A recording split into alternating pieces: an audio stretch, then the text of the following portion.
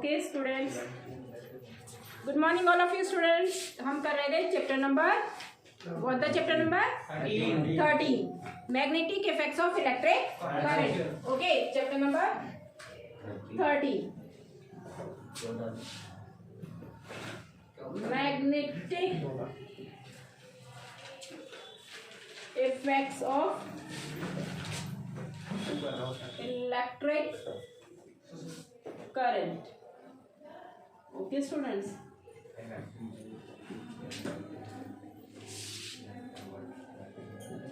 So you have to made a solenoid. क्या किसी ने बनाया है सोलेनॉइड? हैं स्टूडेंट्स?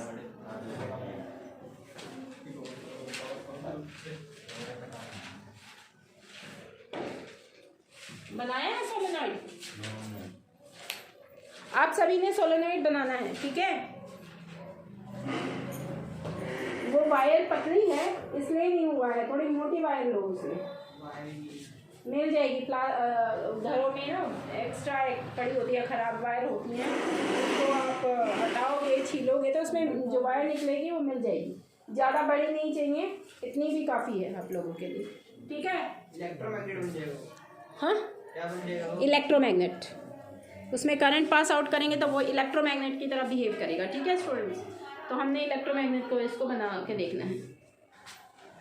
सो इलेक्ट्रिक मोटर की बात कर रहे थे बेटा हम, दोबारा से हैं, फिर से बताती हूँ इलेक्ट्रिक मोटर। और इलेक्ट्रिक जनरेटर तो आपका नहीं आएगा, कट ऑफ हो रहा है चैप्टर में से, ठीक है। तो इलेक्ट्रिक मोटर, मोटर में क्या था, दो आपके क्या रखे हुए बताए थे मैंने, मैग्नेट्स बताए थे।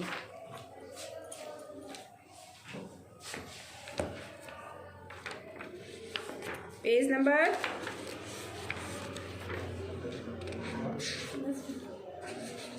देता, पेज नंबर 30 है 232। 232। इसमें हमने क्या था, दो मैंने बताया था कि बाहर मैग्नेट्स रखे होते हैं, एक नॉर्थ पोल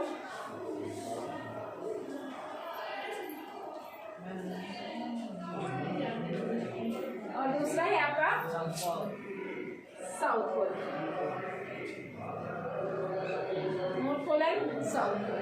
और बीच में हमने कॉइल रखी थी आयरन की, ठीक है। और रूम इसके साथ अटैच बताई थी मैंने आपको, उसको हमने इलेक्ट्रिसिटी के साथ, ये कॉइल में ABCD पार्ट थे और बीच में कॉइल थी, ठीक है। बीच में इसमें क्या लगी हुई है, कॉइल, ये बीच में कॉइल लगी हुई थी, ठीक है। यहाँ पर ये क्या अटैच है इसके साथ, ब्रशेस,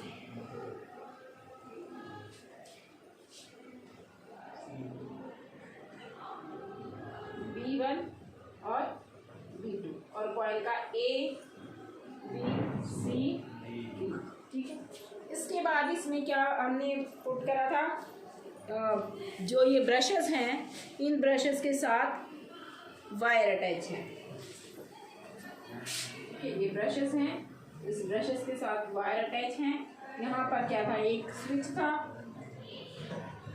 ठीक है, ऑन ऑफ का स्विच होता है, और उसके साथ फिर बैटरी भी अटैच होगी, तभी तो ऑन ऑफ होएगा ये, ठीक है। ये इसकी कंस्ट्रक्शन हो गई। सबको समझ में आ गया कंस्ट्रक्शन अच्छे से, कि एक साइड क्या है, लेफ्ट मैग्नेट, और दूसरी साइड मतलब नॉर्थ और साउथ, बीच में कॉइल है, और कॉइल के साथ बीच में, बिल्कुल कॉइल के बीच में क्या है, ब्रश, दो ब्रश लगाए, उसके साथ एक रॉड अटैच है, कॉइल जिसको बोला जाता है, बोल रहे कॉइल, ठीक है। और ये अटैच है साथ में वायर से, किस में अटैच कर रखी हैं, की और बैटरी के साथ। कंस्ट्रक्शन सबको आ गई इसकी, ठीक है। हाँ जी, तो ये क्या होता है, जब इसमें करंट पास आउट कराएंगे तो क्या होगा, ये पूरा आगे पीछे नहीं होता, इसमें ये जो है साइड, ये वाली ऊपर जाती है, ये वाली साइड नीचे आती है, तो कॉइल ऐसा मूवमेंट करता हुआ दिखता है, आराम से नहीं दिखेगा, आप इसे देखोगे तो ऐसे नहीं, आपको ये पूरा राउंड में दिखेगा, क्योंकि स्पीडली मूवमेंट होती है ना जब करंट जाता है, तो ये पूरी मूवमेंट दिखाई देती है, लेकिन ये पूरी मूवमेंट नहीं होती, हाफ मूवमेंट होती है। ये वाली साइड ऊपर जाएगी तो ये साइड नीचे आएगी, और ये साइड ऊपर जाएगी, रिवर्स होगा ना करंट वापस। जब ऐसे होगा और ऐसे होगा तो करंट क्या हो रहा है, रिवर्स हो रहा है। और सर्किट कैसा है, ये क्लोज सर्किट है, करंट और कहीं तो जाएगा नहीं, इसी में मूवमेंट होएगी, एक बार इधर और एक बार इधर। तो इधर मूवमेंट होएगी तो ये ऊपर हो जाएगा, ये वाली साइड नीचे, और ये ऊपर जाएगी तो ये साइड नीचे। इस तरीके से मूवमेंट लगातार इसमें होती रहती है, स्पीडली होती है, हाफ राउंड होता है, हाफ सर्कुलेशन राउंड लेते हैं, लेकिन ये लगता हमें फुल है। अगर इसको ओपन किसी की, अगर ये मोटर ओपन होती है तो देखें तो ये पूरा फुल मूवमेंट दिखाई देता है, फुल नहीं होता है, कोयल ऐसी होती है हाफ मूवमेंट करती है, बहुत स्पीडली होती है, ठीक है। अच्छा, इसका यूजेस कहाँ कहाँ होता है। अच्छा, इसका सबसे पहले प्रिंसिपल क्या होता है कंस्ट्रक्शन में, तो आप जैसे मैंने आपको बताया है कि 2 बार magnet, north pole south pole, बीच में कॉइल, स्प्लिट रिंग, बैटरी, ये इसकी कंस्ट्रक्शन लिख दोगे आप, ठीक है। ये क्वेश्चन अगर आता है तो 5 मार्क्स का क्वेश्चन या 6 मार्क्स का क्वेश्चन आएगा, तो 5 और 6 मार्क्स में तो आप ये खाली इतनी बात तो नहीं लिखोगे ना बेटा, तो इसमें आप लिखोगे क्या, पहले तो कंस्ट्रक्शन, फिर उसका प्रिंसिपल, ठीक है। प्रिंसिपल क्या है, electrical energy convert into mechanical energy, ठीक है, ये इसका प्रिंसिपल है। उसके बाद इसकी कंस्ट्रक्शन, पूरी कंस्ट्रक्शन लिख दोगे, वर्किंग, जिसमें वर्किंग लिखोगे आप, कंस्ट्रक्शन तो मैथ्स में लिखते हैं, इसमें वर्किंग लिख दोगे पूरी, कि इस तरीके से यहाँ पे ABCD कॉइल है, 2 मतलब आपके मैग्नेट्स हैं, सारी कंस्ट्रक्शन लिख दोगे इसमें, वर्किंग। उसके बाद लास्ट में आप लिखोगे क्या, लास्ट में आप ये भी लिख सकते हो, it is uses of electric motor. Uses of electric motor में क्या लिखोगे, कहाँ कहाँ ये यूज होता है, इलेक्ट्रिक फैंस, जनरेटर, और आपके वॉशिंग मशीन और रेफ्रिजरेटर, ठीक है, इनमें आपका ये यूजेस, जहाँ जहाँ आपको देखो बुक में दिखा रखा है, ये यूजेस इसके लिख देना। तो ये सारा एक क्वेश्चन आप जब लिखते हो इस तरीके से, तो ये 5 मार्क्स का या 6 मार्क्स में क्वेश्चन आपका हो जाता है। ओके स्टूडेंट्स, हाँ, तो इसके यूजेस बताओ क्या है, uses, what are the uses of electric motor. Yes बेटा, कौन बताएगा, आप बताइए बेटे, बताइए बेटी, कंप्यूटर, जोर से, वॉशिंग मशीन, मिक्सर्स और फैंस।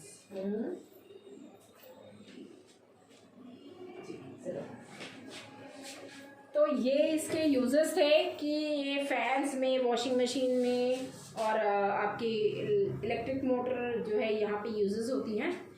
इसके साथ साथ आप इसका प्रिंसिपल, हाँ जी बेटे, लास्ट में what is the principle of electric motor student, हाँ, what is the principle of electric motor, बोलिए एक बार। तो स्टूडेंट्स पे बिल्कुल अपना मास्क हटा दो, मुझे बाई फेस अच्छी तरह से पता चल जाएगा आप लोगों का, ठीक है। हाँ जी, फिर आपने मास्क लगा लिया है। What's your name बेटा? राम मोहित मोहित,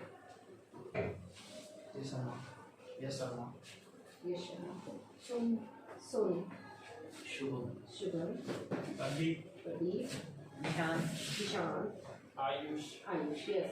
Put your marks on your page. Okay बच्चा, okay. सोनू और मोहित, Sonu, what is the principle of electric motor? Principle. Yes, what is the principle of electric motor? बहुत सिंपल सा है। इलेक्ट्रिक मोटर किससे चल रही है, सीधी बात देखो आप, इलेक्ट्रिक मोटर चलती किससे है, इलेक्ट्रिसिटी से। तो वो इलेक्ट्रिसिटी को किस में कन्वर्ट कर रहा है, मशीन्स में तो कन्वर्ट कर रहा है, मैकेनिकल एनर्जी, ठीक है, मशीन ही तो उससे रन होती हैं। Electrical energy convert into mechanical energy, समझ में आ गए अच्छे से? हाँ जी बेटे, क्लियर हो गया? Sit up.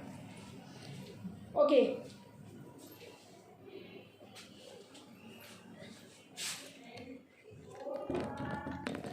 ओके स्टूडेंट्स, कुछ क्वेश्चंस पूछूं मैं इस चैप्टर से अब रिलेटेड? ठीक है। प्रिंसिपल ऑफ इलेक्ट्रिक मोटर तो आपने बता दिया था। Electrical energy is converted into mechanical energy. Working भी आप इसका जैसे मैंने पूरा एक्सप्लेन करा है, वर्किंग में वही जाएगा। ठीक है। यूजेस भी बता दिए थे कि कहाँ कहाँ ये यूज़ में आता है। तो और क्वेश्चंस करते हैं अब। इलेक्ट्रोमैग्नेट, इलेक्ट्रोमैग्नेट के बारे में बताइए। What is an electromagnet? What is an electromagnet students? हाँ जी बच्चे, इलेक्ट्रोमैग्नेट क्या है? हाँ, बता रखा है मैंने। Electromagnet, if you prepare a solenoid, solenoid को प्रिपेयर करती हूँ और उसमें आप करंट पास आउट करोगे। सोलेनॉइड बनाकर उसमें आप सेल के साथ उसको करोगे अटैच, और आयरन फिलिंग्स उसके पास रखते हैं हम, छोटे छोटे आयरन फिलिंग्स उसके पास रखेंगे तो वो क्या करेगा, एक मैग्नेट की तरह बिहेव करने लग जाता है। ठीक है। तो ये मैग्नेट कैसे हैं? परमानेंट मैग्नेट तो नहीं है। कौन सा मैग्नेट है? आपने इलेक्ट्रिसिटी पास आउट करवाई है तो वो मैग्नेट की तरह बिहेव कर रहा है, आपने उसको प्रिपेयर करा है। तो जो इलेक्ट्रिसिटी के थ्रू उसमें मैग्नेटिक पावर आती है, तो ऐसे मैग्नेट को हम इलेक्ट्रोमैग्नेट बोलते हैं। The magnet which works with the help of electricity, the instrument which work as a magnet with the help of electricity is known as electromagnet. Okay, उसको क्या बोला जाता है? इलेक्ट्रोमैग्नेट।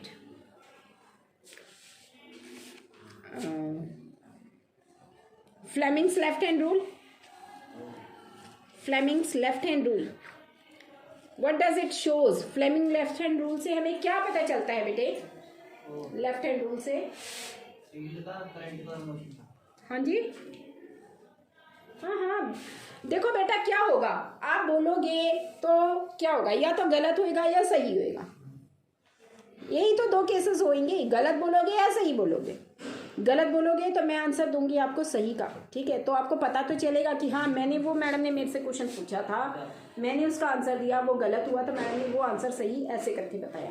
और आप कुछ बोलोगे ही नहीं, अपने अंदर ही बात को रखते रहोगे तो फिर क्या होगा?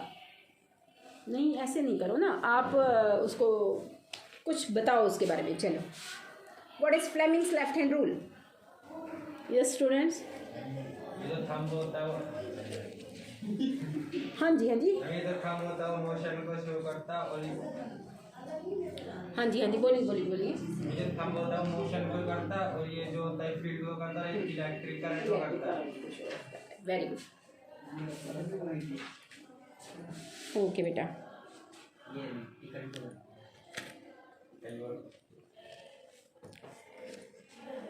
And magnetic field lines, what is magnetic field lines? Right hand rule से पता लगता है कि कौन सी डायरेक्शन में जाएगी। The movement of the shows of movement from the direction north to the direction south is known as magnetic field lines.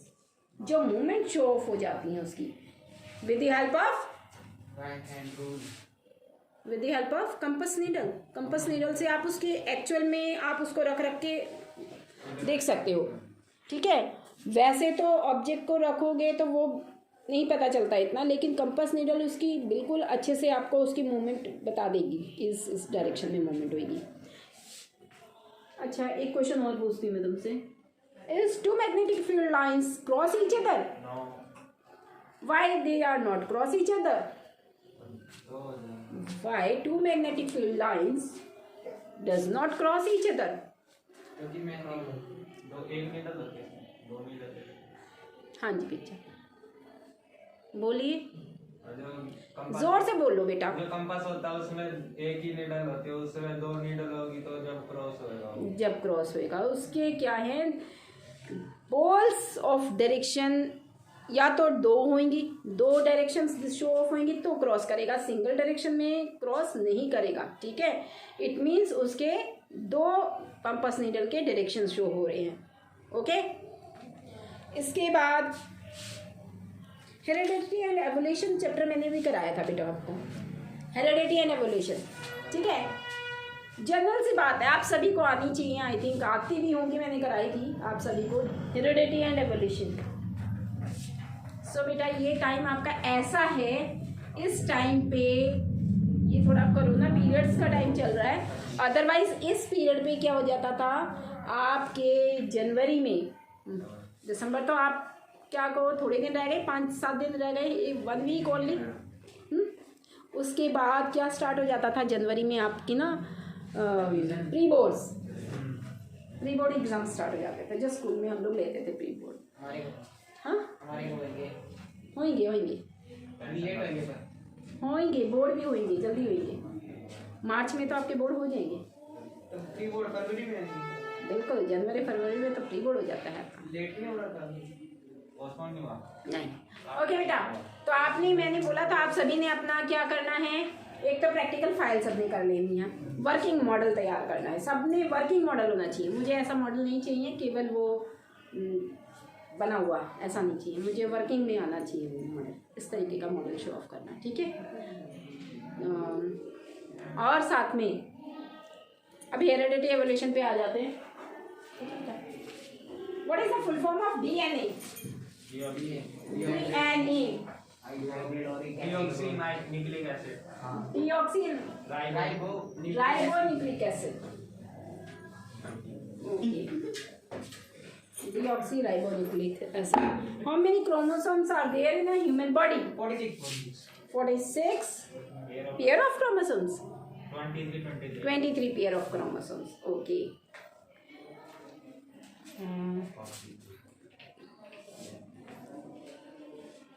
Who discovered Mendel?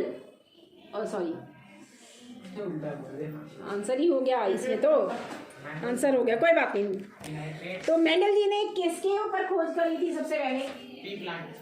P plant पे। तो फर्स्ट जनरेशन में रेशियो क्या आती है? What is the ratio of first generation? Tell me बेटा, what is the ratio of first generation?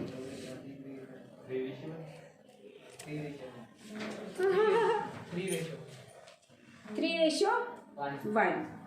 ठीक है, 3:1। एक ये फॉर्म से हम इसको लिख सकते हैं।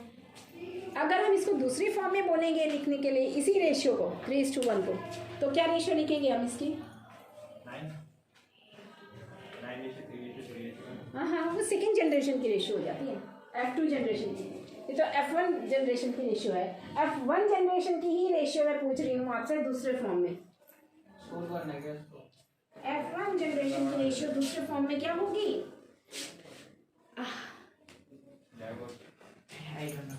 F1 जनरेशन की रेशियो, हाँ जी बेटा, ये इसकी रेशियो क्या बनेगी? F1 जनरेशन के जो दूसरी रेशियो बनेगी, F1 जनरेशन में क्या होता है?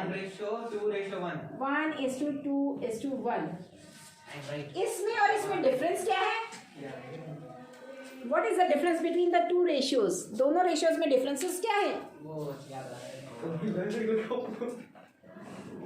What is the difference between the two ratios? दो रेशियोज में डिफरेंस क्या है? हाँ जी बोलिए बेटे। जो 2 तो कैपिटल होंगी। देखो बेटा, इसमें क्या होएगा, इसमें जो है रेशियो बनेगी, क्या बनती है?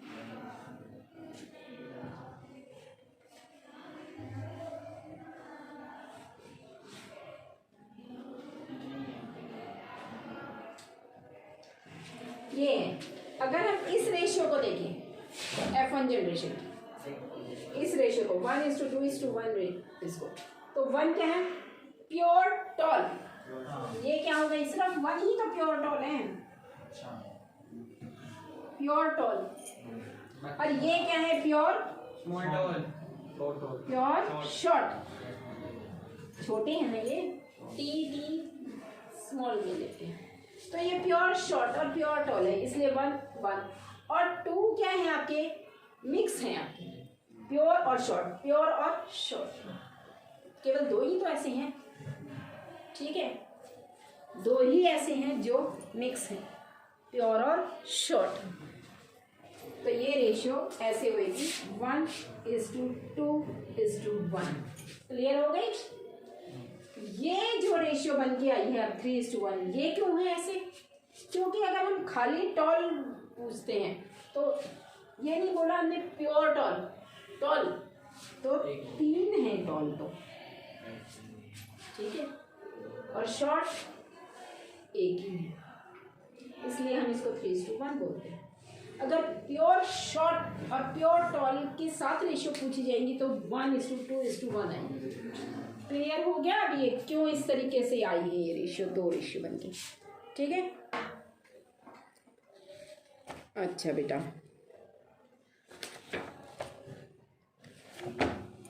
सोर्सेस ऑफ एनर्जी करी थी ना हमने, ठीक है। सोर्सेस ऑफ एनर्जी आपकी कौन कौन से आप ऑब्जेक्ट्स हैं ऐसे, या फिर आपके सोर्सेस कह लो, what are the sources of energy? Water, air, air, water and sun. Which energy you get from sun? Solar energy, okay. Solar energy is a renewable sources of energy or a non-renewable sources of energy?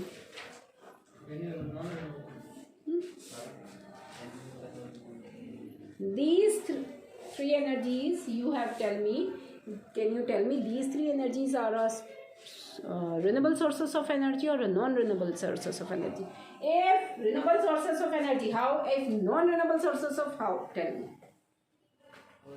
अपने जो ये answer दोगे उसको बिल्कुल अच्छे से explain करके साथ ही देना कि ऐसे होगा। बोलिए, सबसे पहले तो आप मुझे रिन्यूएबल और non renewable sources of energy बता दीजिए क्या होता है।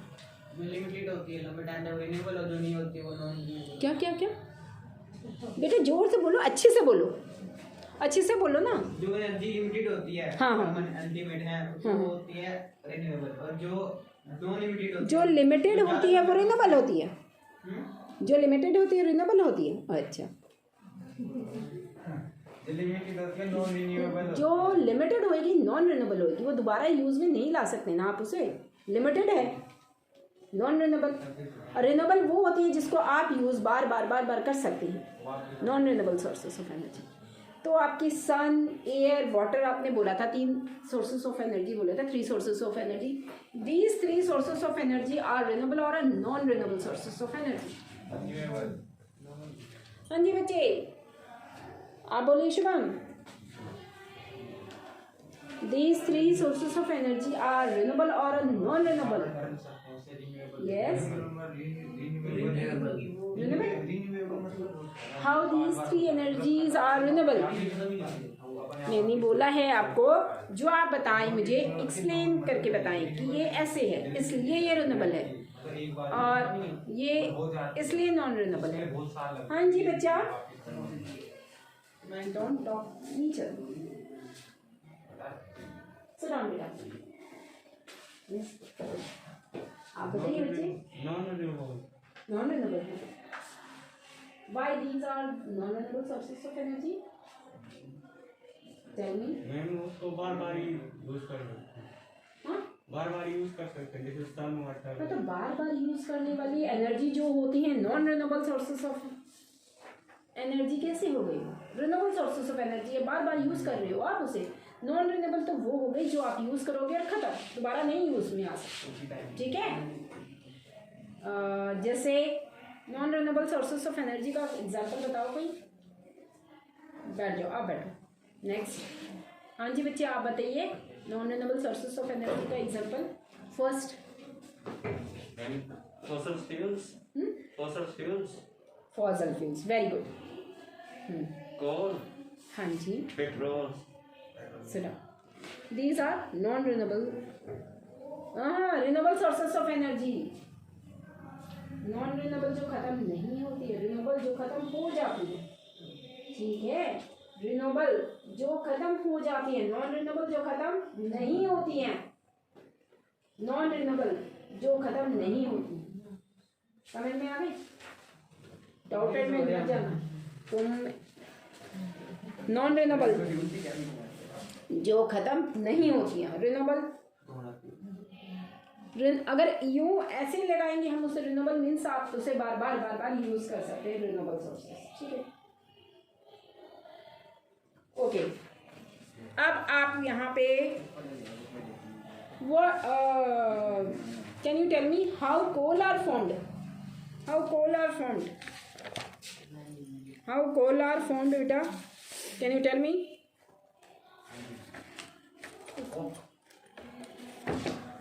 How coals are formed? Coals are formed, बताइए बेटा।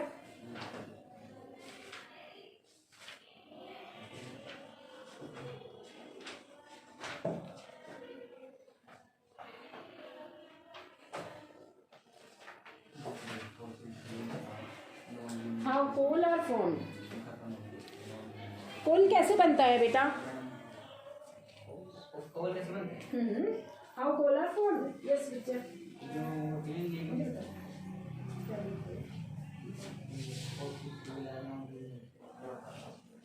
Coals are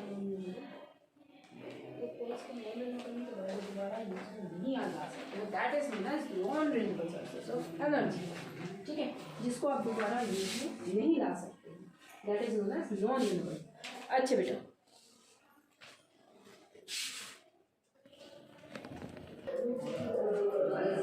ओके स्टूडेंट्स, आप सभी इसको अच्छे से करना। Okay, bye all of you.